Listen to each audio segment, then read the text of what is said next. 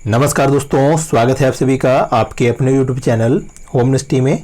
दोस्तों, जैसा कि आप सभी को पता है कि हम लोग यूपीएससी एएसओ की तैयारी करवा रहे हैं, जिसमें आपका जो कॉमर्स वाला सब्जेक्ट है दोस्तों उसको लेके चल रहे हैं, और साथ ही आपका जो स्टैटिक्स का कंपलसरी वाला पार्ट है दोस्तों, अब हम लोग उसको भी साथ में लेके चल रहे हैं। तो आपको दोनों विषय की वीडियो आपको हमारे चैनल की प्लेलिस्ट में मिल जाएगी, आप वहाँ जाके देख सकते हैं दोस्तों, या ऊपर इस आई बटन पर क्लिक करके भी आप वीडियो पर जा सकते हैं दोस्तों। तो दोस्तों, आज हम लोग जो आपका कॉमर्स में टॉपिक चल रहा था दोस्तों, वो आपका मैनेजमेंट फंक्शंस के बारे में हम लोग समझ रहे थे। तो आज हम लोग इसी के बारे में यहाँ पे कंटिन्यू रखेंगे दोस्तों। तो दोस्तों, इससे पहले भी हम लोगों ने आपके मैनेजमेंट के बारे में समझ लिया था, आपके इसके जो फंडामेंटल चीज़ें थी, डिफिनीशंस वगैरह मैनेजमेंट के बारे में, इसको हम लोग यहाँ पे देख लिए दोस्तों। आज हम लोग इसके मैनेजमेंट फंक्शंस के बारे में समझेंगे दोस्तों। जो आपके सिलेबस में यहाँ पे 5 फंक्शंस को दिया गया है। आपका सबसे पहले प्लानिंग दिया गया है, फिर ऑर्गेनाइजिंग, फिर स्टाफिंग, डायरेक्टिंग एंड कंट्रोलिंग के बारे में दिया गया है। तो इसमें हम लोग एक एक करके चीज़ों को डिटेल में समझेंगे दोस्तों, क्योंकि यहाँ पर आपको ऊपर केवल प्लानिंग को समझ लेने से आपका क्वेश्चन नहीं हल होगा। तो इसीलिए हम लोग यहाँ पे डिटेल्स में चीज़ों को समझने की कोशिश करेंगे दोस्तों। तो आज हम लोग का जो टॉपिक है दोस्तों, वो आपका प्लानिंग के बारे में हम लोग समझेंगे, जिसमें आपका कॉन्सेप्ट ऑफ प्लानिंग के बारे में हम लोग सबसे पहले देखेंगे, फिर फीचर ऑफ प्लानिंग, फिर आपके स्कोप एंड इसके एलिमेंट ऑफ प्लानिंग क्या है इसको समझेंगे, और साथ ही आपके principle of planning and types of planning के बारे में हम लोग यहाँ पे डिस्कस करेंगे दोस्तों। तो दोस्तों, आज हम लोग यहाँ पे आपकी ये 3 चीज़ को देखेंगे, और 2 चीज़ों को हम लोग नेक्स्ट लेक्चर में इसको कवर करेंगे। तो आज हम लोग concept of planning and feature planning and scope and element of planning के बारे में यहाँ पे देखेंगे दोस्तों। तो चलिए दोस्तों, शुरू करते हैं सबसे पहले। तो दोस्तों, यहाँ पे कॉन्सेप्ट ऑफ प्लानिंग को शुरू करने से पहले आपको प्लानिंग के बारे में बाखूबी पता भी होगा दोस्तों, और अगर आप इसको एक्सप्लेन करना चाहेंगे तो एक्सप्लेन भी कर सकते हैं दोस्तों। आपको यहाँ पे केवल ये चीज़ देखना है दोस्तों कि आप जब प्लानिंग करते हैं या प्लानिंग को समझते हैं, तो यहाँ पे आप लोग नॉर्मली बहुत से चीज़ों को, माइनर चीज़ों को एक ही चीज़ों में समझ लेते हैं। तो यही जो आपकी माइनर चीज़ें हैं, इसी को थोड़ा सा अलग अलग चीज़ों को आपको अलग करना है, नहीं तो आपको नॉर्मली प्लानिंग क्या होती है आपको पता होती है दोस्तों। सबसे पहला आपका यहाँ पे जो प्लानिंग है, उस प्लानिंग में आपका सबसे पहला प्लानिंग शब्द आता क्यों है, ये चीज़ आपके लिए ज़रूरी है समझना दोस्तों। आप लोग जब भी कोई प्लानिंग करते होंगे तो सबसे पहले आपके सामने ये चीज़ आता है कि हम लोग प्लानिंग कर क्यों रहे हैं। तो आपको प्लानिंग क्यों करना पड़ता है, आपके सामने कोई ऑब्जेक्टिव्स आ जाते हैं या कोई उद्देश्य आ जाते हैं, तो उस उद्देश्यों की प्राप्ति के लिए आपको सबसे पहला जो काम करना पड़ता है, वो क्या करना पड़ता है, आपको प्लानिंग से ही शुरुआत करनी पड़ती है दोस्तों। तो दोस्तों, आपको जो उद्देश्य है, अगर ये उद्देश्य नहीं होगा तो प्लानिंग नहीं होगी दोस्तों। तो यहाँ पे दोस्तों सिंपली आप लोग, जैसे कि आप यहाँ पे एग्जांपल्स के थ्रू समझिए दोस्तों चीज़ों को। तो जैसे आपके सामने इस समय उद्देश्य क्या है कि आपको एक गवर्नमेंट जॉब चाहिए, जैसे कि आपको एएसओ की पोस्ट अभी चाहिए। तो यहाँ पे आपके सामने तो उद्देश्य है कि आपको एक गवर्नमेंट जॉब, या उद्देश्य है कि एएसओ की पोस्ट हमको यहाँ पे हमें चाहिए। तो यहाँ पे आपका उद्देश्य तो डिक्लेयर हो गया, बट अब यहाँ पे सामने बात आती है कि इसे कैसे किया जाए, ये पोस्ट या ये आपका एग्ज़ाम कैसे हम लोग क्लियर करें, हम लोग को क्या क्या करना होगा, और इसे किस तरीके से करना होगा फुलफिल, कि हम लोग उस उद्देश्य तक पहुंच सकते हैं दोस्तों। तो नॉर्मली दोस्तों, आप लोग कोई भी छोटा सा उद्देश्य रखते हैं तो भी आपको कुछ ना कुछ प्लानिंग करनी पड़ती है। आपके सामने बहुत बड़ा उद्देश्य है तो भी आपको कुछ ना कुछ प्लानिंग करनी पड़ती है दोस्तों। तो दोस्तों, सिंपली आपको प्लानिंग का होगा, हम लोग एक सिंपल भाषा में समझाएं या एक सिंपली चीज़ में समझाएं, तो प्लानिंग का मतलब होता है कि इस उद्देश्य को प्राप्त करने के सामने जितने भी क्वेश्चन मार्क आए, उस क्वेश्चन मार्क का जो आंसर है वही आपका प्लानिंग है। सिंपली दोस्तों, अगर आप एग्जांपल में समझिए कि आपको किसी ट्रिप पे जाना है या किसी जगह आपको घूमने जाना है, तो आपके सामने आपको प्लानिंग करनी पड़ती है कि हमें क्या करना है। सबसे पहले अपने सामान पैक करने हैं, फिर हमें साधनों को व्यवस्थित करना होगा कि किस साधन से हमको जाना है। अगर बाइक से जाना है तो बाइक को आपको सही सलामत रखना पड़ेगा, सब चीज़ आपको रिपेयर करना पड़ेगा, तेल वोल भरवाना पड़ेगा। अगर गाड़ी से जाते हैं तो भी आपको यही सब करना होगा। अगर आप किसी दूसरे वाहन से या किसी दूसरे आपके ट्रांसपोर्ट से जाना चाहते हैं, पर्सनल ना, तो आपको वहाँ पे कुछ अलग प्लानिंग करनी पड़ेगी। हमको यहाँ पे बोर्डिंग कराना होगा, फिर वहाँ से हमको अपीचर करना है, फिर यहाँ पे ऐसे आपको कहाँ से फ़्लाइट लेनी, कहाँ से आपको फ़्लाइट ड्रॉप होगी, तो वहाँ से आपको क्या क्या करना है। तो इस तरीके दोस्तों आपके सामने बहुत सी चीज़ें होती, बहुत से क्वेश्चंस क्या हो जाते हैं दोस्तों, क्रिएट हो जाते हैं।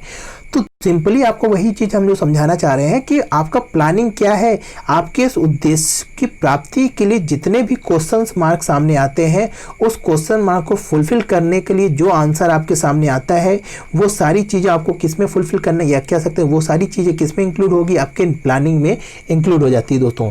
तो ये तो रही दोस्तों सिंपली आपको समझाने की कोशिश कर रहे थे आपके वास्तविक जीवन से।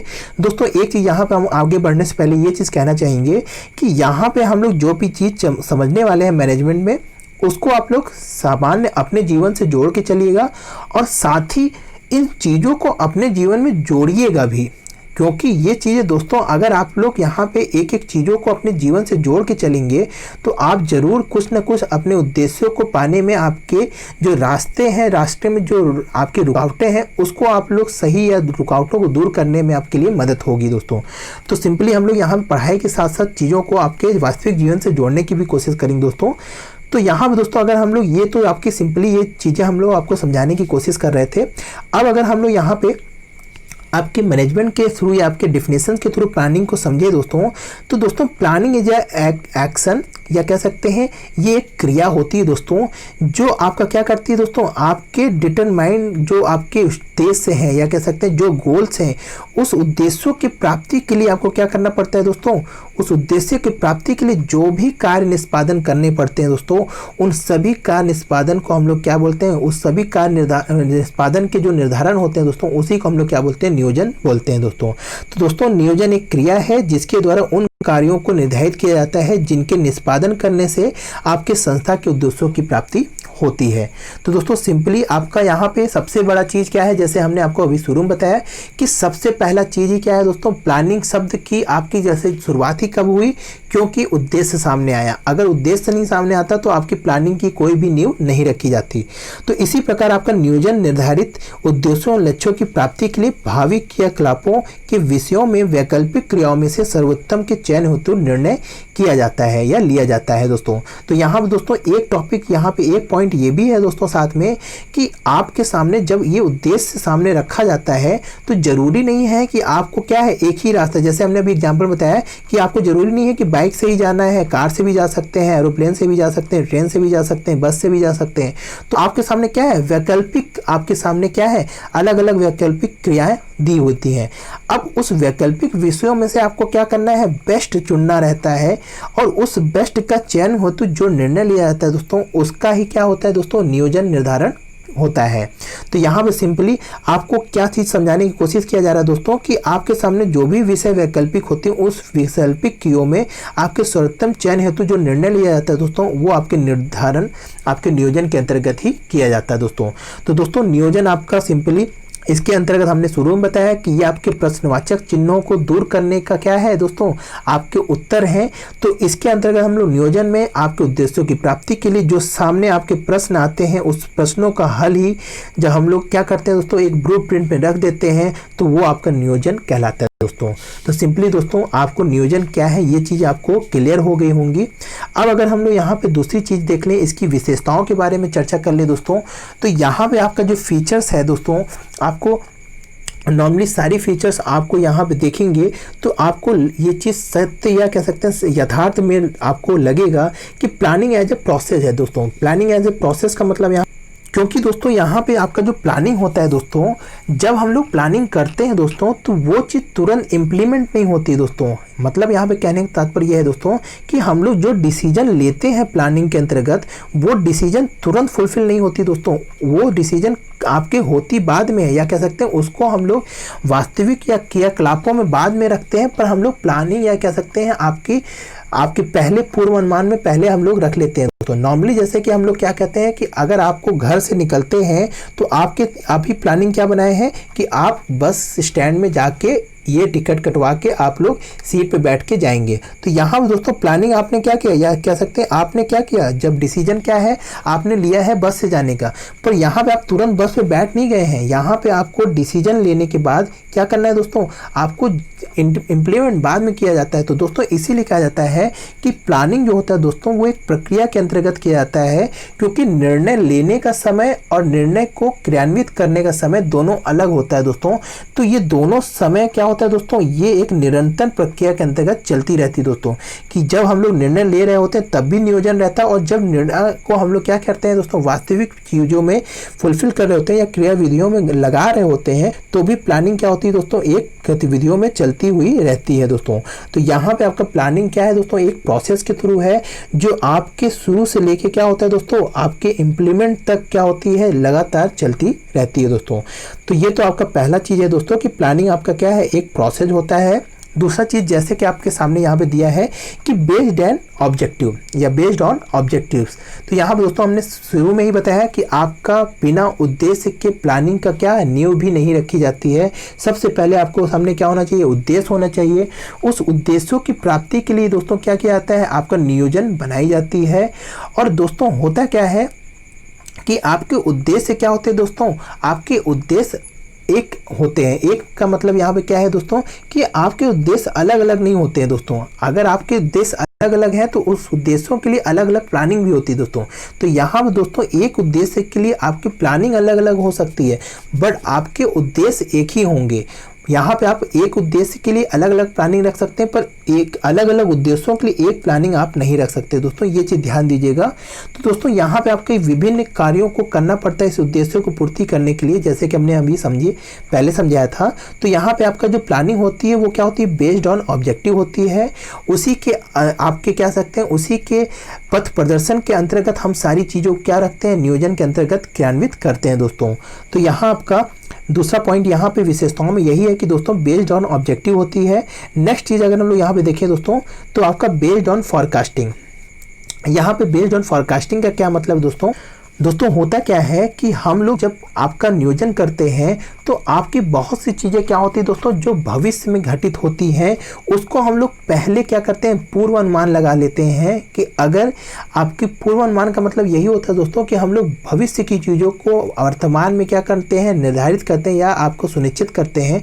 तो उसी को हम लोग फॉरकास्टिंग कहते हैं। जैसे कि दोस्तों आप लोग सुने होंगे कि कल वर्षा तेज होगी, तो आपका क्या है कि आपका पूर्वानुमान है कि कल वर्षा तेज होगी। तो आप निकलते समय क्या किए दोस्तों, यहाँ पे आपने अपनी जो बारिश से बचने के लिए साधन है, छाते हैं, अम्ब्रेला, ये सब क्या लिए आपने पहले से रख लिए। तो यहाँ पे दोस्तों आपने फॉरकास्टिंग क्या किया कि जो भविष्य में होने वाला है उसको पहले से ही क्या किया दोस्तों, आपने घटनाओं को पहले ही आपने वास्तविक या कह सकते हैं वर्तमान में ही सुनिश्चित करके उस चीज़ों को क्या किया दोस्तों, उस चीज़ों में कमी या कह सकते हैं उस चीज़ों से बचने के लिए आपने पहले ही क्या कर दिया, इंतजाम कर लिया। तो प्लानिंग क्या होता है दोस्तों, आपके भविष्य के चीज़ों को पहले से ही देखकर आज क्या किया जाता है दोस्तों, निर्धारण किया जाता है कि कैसे हम लोग उस चीज़ों के, उस घटना के घटित होने पर हम लोग कैसे चीज़ों को करेंगे। तो आपका जो फॉरकास्ट, आपका प्लानिंग होता है वो फॉरकास्ट पर डिपेंड करता है या कह सकते हैं भविष्य के पूर्वानुमानों पर डिपेंड करता है। इसीलिए कहा जाता है कि ये आपका क्या होता है, बेस्ड ऑन फॉरकास्टिंग भी होते हैं दोस्तों। नेक्स्ट अगर हम लोग यहाँ पे देखें दोस्तों, यहाँ पे दिया है एम्फेसिस ऑन यूनिटी। मतलब यहाँ पे कहने का तात्पर्य कि दोस्तों संस्था में क्या होता है दोस्तों, छोटी छोटी योजनाएं क्या होती है, बनी हुई रहती हैं, या कह सकते हैं आपके ये उद्देश्य को प्राप्ति करने के लिए दोस्तों क्या होता है, अलग अलग आपके पास योजनाएं होती हैं। पर दोस्तों हमने जैसा भी बताया कि आपके उद्देश्य एक होते हैं पर योजनाएं आपके अलग अलग हो सकती हैं। पर दोस्तों इस योजनाओं का क्या होता है दोस्तों, सभी में क्या होता है, एकीकरण होता है दोस्तों। मतलब एकीकरण का मतलब यहाँ पे क्या है कि यूनिटी होती है। यूनिटी यहाँ पे क्या होती है कि हम लोग कोई भी काम कर रहे हैं, इस योजना के थ्रू कर रहे हैं, इस योजना के थ्रू या ये योजना के थ्रू कर रहे हैं, पर सबका योजना का एक ही उद्देश्य होता है। एक ही यूनिटी में एक लोग बंधे होते हैं कि हमें इस उद्देश्य को प्राप्त करना है। जैसे कि आपकी कंपनी होती है दोस्तों, तो कंपनी का क्या होता है कि हमें हाई प्रॉफिट कमाना है। तो आपका जो सेल्स डिपार्टमेंट होगा क्या होगा दोस्तों, वो ज़्यादा सेल्स के लिए लगेगा। फिर आपका जो आपके एचआरएम डिपार्टमेंट होंगे वो क्या होगा कि ज़्यादा आपके क्या हो, वर्क आराम से और अच्छे तरीके से आदमी द्वारा किया जाए। तो इसी तरह दोस्तों अलग अलग डिपार्टमेंट हो सकते हैं, अलग अलग डिपार्टमेंट की अलग अलग प्लानिंग हो सकती है, पर सभी डिपार्टमेंट की जो प्लानिंग होगी दोस्तों वो एक ही उद्देश्यों को प्राप्ति के लिए क्या होते हैं, लगे हुए रहते हैं। तो दोस्तों आपका जो प्लानिंग होता है वो एम्फेसिस ऑन यूनिटी होती है। मतलब कि आपके एक यूनिटी में बंधे होते हैं सारी आपकी प्लानिंग। तो इसीलिए कहा जाता है आपका ये जो प्लानिंग होती है वो योजनाओं में एकता में बल होता है। यानी एक सभी योजनाओं की क्या होती है, एक योग्यता में, एकता के सूत्र में बंधे हुए रहते हैं दोस्तों। फिर यहाँ पे अगर हम लोग नेक्स्ट पॉइंट देखें दोस्तों, यहाँ पे जो दिया हुआ है कि आपका यहाँ पे आपका नेक्स्ट पॉइंट अगर हम लोग यहाँ पे देखें तो यहाँ पे दिया हुआ है कि आपका सेलेक्टिंग अल्टरनेटिव, मतलब दोस्तों यहाँ पे हमने बताया है कि आपके सामने क्या होता है दोस्तों, अलग अलग वैकल्पिक विकल्प होते हैं। उस वैकल्पिक विकल्पों में से सर्वोत्तम का चयन करके हम लोग क्या करते हैं, अपने नियोजन में, योजनाओं में रखते हैं। तो वहाँ पे आपके सामने क्या होता है दोस्तों, एक उद्देश्य की प्राप्ति के लिए आपके सामने बहुत से विकल्प होते हैं। उस उद्देश्यों को प्राप्त करने के लिए दोस्तों आपको सर्वोत्तम विकल्प को चयन करना पड़ता है। तो नियोजन में आपका डिसीजन या निर्णय लेना पड़ता है। तो निर्णय के लिए आपके सामने क्या होना चाहिए दोस्तों, कम से कम एक से अधिक आपके पास क्या होना चाहिए, आपके पास अल्टरनेटिव होने चाहिए। तो उस अल्टरनेटिव में से आपको एक चीज डिसीजन लेना पड़ता है, एक चीज को चयन करने का निर्णय लेना पड़ता है। तो यहाँ पे आपका क्या होता है दोस्तों, जो प्लानिंग होती है वो आपके अल्टरनेटिव चीज़ों को सेलेक्ट करने में आपका एक निर्धारण करता है। तो इसीलिए कहा गया दोस्तों कि आपका जो अलग अलग विकल्प है, उस विकल्पों में से सर्वोत्तम का चयन क्या होता है, नियोजन के द्वारा ही किया जाता है दोस्तों। नेक्स्ट अगर हम लोग यहाँ पे पॉइंट की बात करें दोस्तों, यहाँ पे दिया है ऑल लेवल मैनेजमेंट। मतलब दोस्तों यहाँ पे कहने का तात्पर्य ये है कि जो आपका प्रबंध में जो प्लानिंग होती है दोस्तों, वो प्रबंध के किसी भी स्तर में हो, या आपके अपर लेवल में हो, या चाहे वो आपका मिडिल लेवल में हो, या आपके लोअर लेवल में है, हर जगह आपका अलग अलग, हर स्तर पे आप अलग अलग प्लानिंग बनी हुई रहती है। जैसे कि आपका दोस्तों जो आपके बोर्ड ऑफ डायरेक्टर होते हैं वो अलग प्लानिंग बनाते हैं, उस प्लानिंग को फुलफिल कोई और करता है। उसी तरह आपका जो मिडिल लेवल आपके होते हैं मैनेजमेंट, वो अपनी प्लानिंग करते हैं, और साथ ही आपके निम्न जो आपके लोअर होते हैं वो लेवल में भी आपके क्या होते हैं, अलग प्लानिंग होती है दोस्तों यहाँ कहने का तात्पर्य यह है कि प्रबंध के प्रत्येक स्तर पे आपके नियोजन आपकी बनाई जाती है। ऐसा नहीं है कि केवल ऊपरी स्तर पे ही नियोजन का कार्य किया जाता है, निम्न स्तर पर आपके नियोजन नहीं बनाई जाती है दोस्तों। सिंपली यहाँ पे कहने का तात्पर्य यह है कि प्रबंध का कोई भी स्तर हो, वहाँ पे प्लानिंग की ही जाती है दोस्तों। जैसे आप नॉर्मली देखिए कि अगर आप एक हो तब भी आप लोग प्लानिंग बनाते हैं, अगर आप लोग ग्रुप में हैं तो भी आप लोग प्लानिंग बनाते हैं। मतलब ये है कि प्लानिंग आपके सभी जगह क्या होते हैं दोस्तों, बनाई जाती है, या प्लानिंग नियोजन हर जगह की जाती है। नेक्स्ट अगर हम लोग यहाँ पे पॉइंट देख लें दोस्तों, यहाँ पे दिया है कंटिन्यू प्रोसेस। मतलब दोस्तों यहाँ पे कहने का तात्पर्य ये है कि जो आपका नियोजन है वो कंटिन्यूस प्रोसेस है। ऐसा नहीं है कि आज हम लोग बना लिए नियोजन तो आपका क्या हो गया, आज ही सब चीज़ फुलफिल हो गया। दोस्तों होता क्या है कि इस उद्देश्यों को प्राप्त करने में बहुत समय लगता है, या कह सकते हैं एक समय होता है। जैसे कि अगर आप अल्पकालीन नियोजन बनाए हैं तो वहाँ पे आपके जो उद्देश्य होंगे वो अल्पकाल में पूरी करने की कोशिश की जाएगी। जो दीर्घकालीन नियोजन होंगे वहाँ पे आपके जो उद्देश्य फुलफिल होंगे वो दीर्घकाल में होंगे। तो यहाँ पे दोस्तों कोई भी नियोजन हो, चाहे वो अल्पकालीन नियोजन है या दीर्घकालीन नियोजन है, वो आपके निरंतर क्या होते हैं, शुरू से लेकर अंत तक क्या होते हैं, कंटिन्यू प्रोसेस में होते हैं दोस्तों। मतलब यहाँ पे क्या है दोस्तों कि इन क्रियाओं में आपके कभी कभी क्या होता है दोस्तों कि कुछ क्रियाएं क्या होती हैं, निरंतर चलती हैं, और कुछ क्रियाएं निरंतर नहीं चलती है। बट जो आपका प्लानिंग होता है वो आप प्लानिंग के अंतर्गत ही आप क्या करते हैं, सारी मैनेजमेंट की क्रिया करते रहते हैं। तो यहाँ पे आपका जो प्लानिंग है वो कंटिन्यूस प्रोसेस में रहता है। ये नहीं कि आज एक दिन कर लिए तो दूसरे दिन आपका क्या होता है, प्लानिंग ब्रेक हो जाता है। तो इसीलिए कहा जाता है कि प्लानिंग आपका क्या है, कंटिन्यू प्रोसेस में रहता है। फिर अगर हम लोग नेक्स्ट पॉइंट की देख ले तो यहाँ पे दिया है इंटेलेक्चुअल एंड मेंटल प्रोसेस। मतलब यहाँ पे कहने का तात्पर्य है दोस्तों कि हम लोग प्लानिंग क्या करते हैं, एक मैनेजर जो होता है वो आपके इंटेलेक्चुअल और आपके मेंटल प्रोसेस के थ्रू ही प्लानिंग को बनाता है। तो यहाँ पे सिंपली बात है कि बिना आपके बौद्धिक आपके अनुभव, यहाँ पे आपके अनुभव होने चाहिए, आपके सामने क्या होने चाहिए, आपको पूर्वानुमान करने की शक्ति होनी चाहिए, आपको सही गलत की परख करने के निर्णय लेने की शक्ति होनी चाहिए। तो दोस्तों क्योंकि नियोजन में इन सभी चीज़ों को क्या किया जाता है, तो यहाँ पे आपके सामने क्या होता है दोस्तों, ये एक इंटेलेक्चुअल और आपका मेंटल प्रोसेस होता है। ये सबकी बस की बात नहीं होती है दोस्तों कि जिसके पास अनुभव नहीं है वो भी प्लानिंग बना सकता है। जैसे कि अगर आपको दोस्तों किसी चीज़ का जब प्लानिंग करना होता है तो आप क्या करते हैं कि जो सबसे अनुभवी होता है उससे आप लोग क्या करते हैं, कुछ प्लानिंग बनाने की कोशिश करते हैं, क्योंकि उसके पास क्या होता है दोस्तों, कुछ अनुभव होते हैं, कुछ उसमें डिसीजन लेने की ज़्यादा कैपेसिटी होती है, या सही सटीक निर्णय लेने की आपकी क्षमता होती है। तो वहाँ पर आपका क्या होता है, बौद्धिक क्षमता का भी जरूरत पड़ता है। इसीलिए कहा जाता है कि ये बौद्धिक विकास के साथ बौद्धिक प्रोसेस होता है दोस्तों। तो इसीलिए आपका प्लानिंग के फीचर में आपका ये इंटेलेक्चुअल और मेंटल प्रोसेस को भी रखा गया दोस्तों। नेक्स्ट अगर हम लोग यहाँ पे लास्ट जो फीचर दिया गया है फ्लेक्सिबल प्रोसेस।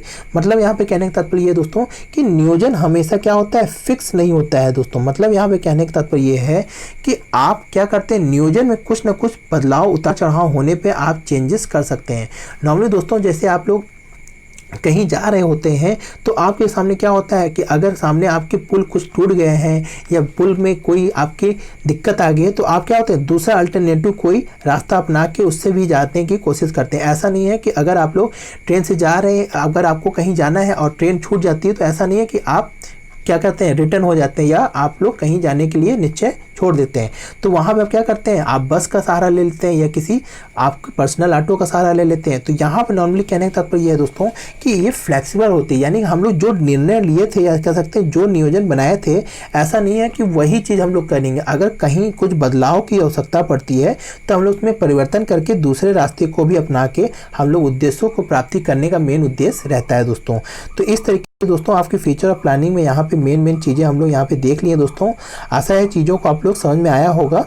अब आपका यहाँ पे जो मेन चीज़ है, दूसरा चीज़ यहाँ पे एलिमेंट ऑफ प्लानिंग है, इसको अगर हम लोग समझ लें तो दोस्तों आपका जो प्लानिंग के एलिमेंट होते हैं वो दोस्तों, इसमें आपके यहाँ पे जो चीज़ें दिए गए हैं, इसमें दोस्तों दो तरीके के मुख्य रूप से आपके एलिमेंट होते हैं। एक आपका स्टैंडिंग प्लान होता है और एक आपका सिंगल यूज़ प्लान होता है दोस्तों। ये क्या है दोस्तों, ये समझ लीजिए दोस्तों। होता क्या है कि जब हम लोग कोई प्लानिंग करते हैं तो उसके निर्धारण में क्या होता है, कोई चीज़ें क्या होती है दोस्तों, जिसका हम लोग एक बार क्या करते हैं, आपका निर्धारण करते हैं, बट उसका प्रयोग क्या होता है दोस्तों, बार बार होता है। तो उसको हम लोग स्टैंडिंग प्लान बोलते हैं या स्थायी योजना बोलते हैं। जैसे कि नॉर्मली दोस्तों यहाँ पे क्या है, आपके जो उद्देश्य हैं, स्ट्रेटजी है, पॉलिसी है एंड प्रोसीजर है, रूल्स है, ये आपके क्या होते हैं, स्टैंडिंग प्लान होते हैं दोस्तों।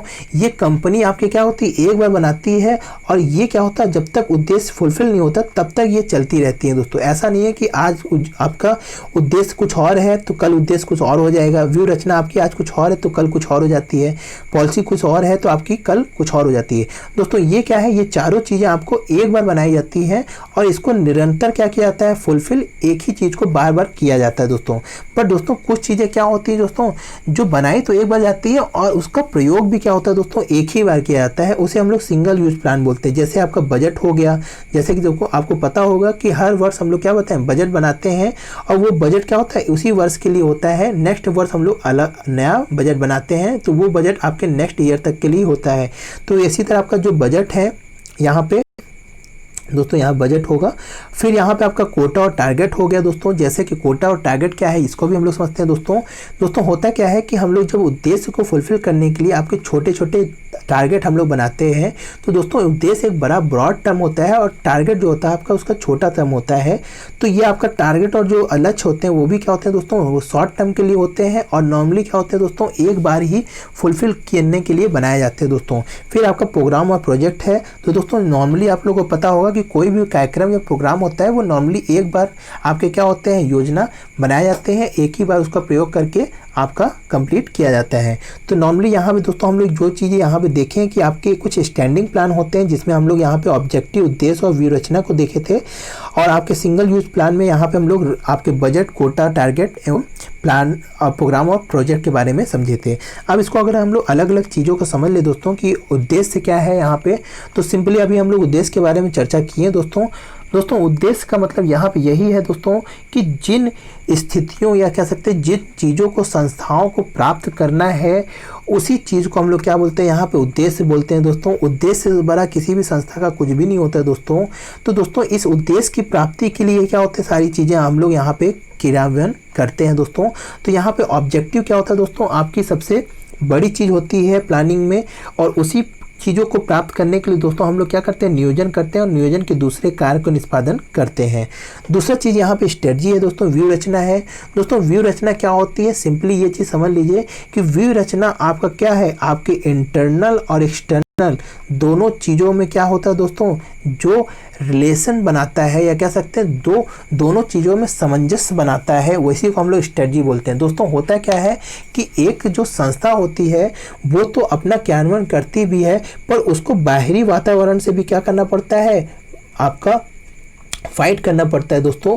तो उस बाहरी वातावरण से सामंजस्य बनाने के लिए हमें कुछ ना कुछ स्ट्रेटजी बनानी पड़ती है दोस्तों। सिंपली आप लोग समझते होंगे कि जैसे कि कोई संस्था है तो वो क्या करता है, कंज्यूमर के लिए अलग अलग स्ट्रेटजी बनाती है और साथ ही आपके कंपटीटर के लिए अलग अलग स्ट्रेटजी बनाती है। तो ये सारी चीज़ें क्या है दोस्तों, वो एक संस्था के अंतर के चीज़ें नहीं या इंटरनल चीज़ें नहीं होती, बल्कि वो क्या होती है, एक्सटर्नल चीज़ें होती हैं, जिसके लिए क्या होता है दोस्तों, वो स्ट्रेटजी बनाता है। तो दोस्तों स्ट्रेटजी का मतलब जब भी होगा दोस्तों तो वो आपके आंतरिक चीज़ों से ना हो के वो क्या होगा, एक्सटर्नल आपके इन्वायरमेंट से रिलेटेड होता है। तो यहाँ पे सिंपली आप ये चीज़ समझिए कि जब हम लोग इंटरनल और एक्सटर्नल चीज़ें, या आप कह सकते हैं इंटरनल संस्थाओं का एक्सटर्नल इन्वायरमेंट से जब हम लोग क्या बनाते हैं, तालमेल बनाते हैं, तो वहाँ पे हम लोग स्ट्रेटजी या व्यूहरचना को बनाते हैं दोस्तों।